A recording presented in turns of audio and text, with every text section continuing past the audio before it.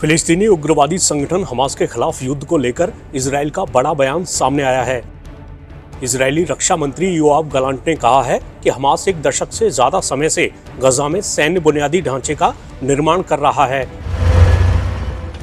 और उसे खत्म करना आसान नहीं है, इसमें वक्त लगेगा।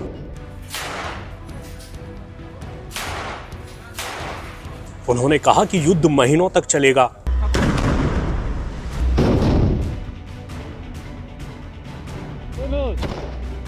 उनका ये बयान तब सामने आया है जब इजराइल और उसके बड़े सहयोगी अमेरिका पर गजा में तबाही को लेकर अंतर्राष्ट्रीय रूप से अलग थलग पड़ने का दबाव बढ़ गया है।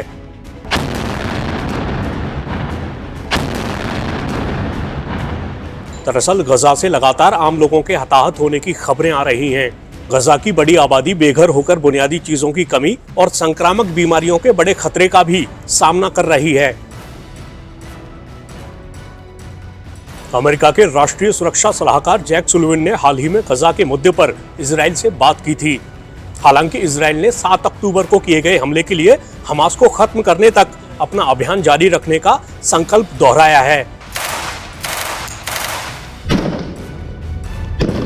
यहाँ ध्यान देने वाली बात यह भी है कि एक तरफ तो अमेरिकी राष्ट्रपति जो बाइडेन के प्रशासन ने हताहतों की संख्या कम करने में इजराइल की नाकामियों और गजा के भविष्य के लिए उसकी योजनाओं को लेकर असहजता दिखाई है, लेकिन दूसरी तरफ अमेरिका ने हथियार भेजकर इजराइल की मदद करना भी जारी रखा है।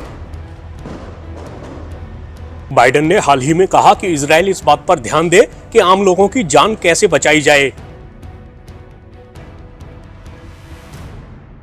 उन्होंने इजराइल को मैसेज दिया कि हमास का पीछा करना मत छोड़ो, लेकिन ज्यादा सतर्क रहो। बाइडेन इस बात की चेतावनी भी दे चुके हैं कि इजराइल अपनी अंधाधुंध बमबारी के चलते अंतर्राष्ट्रीय समर्थन खो रहा है।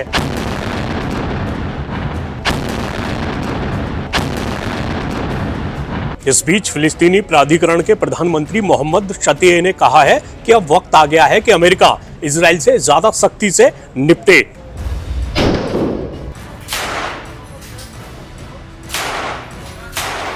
उधर तेल अवीव में सुलिवन के साथ बातचीत के बाद इजरायली प्रधानमंत्री बेंजामिन नेतन्याहू ने कहा कि उन्होंने इजराइल के अमेरिकी मित्रों को बताया है कि उनका देश जीत हासिल करने यानी हमास को खत्म करने तक लड़ाई जारी रखेगा।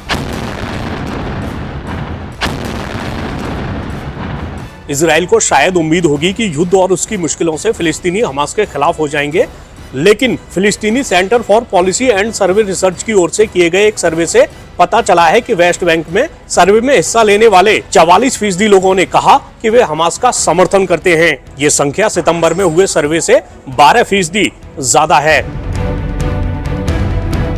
ऐसे में इस बात पर निगाहें रहेंगी कि इजराइल पर जिस तरह का दबाव बढ़ रहा है उसके चलते वो अपना रुख नरम करता है या नहीं।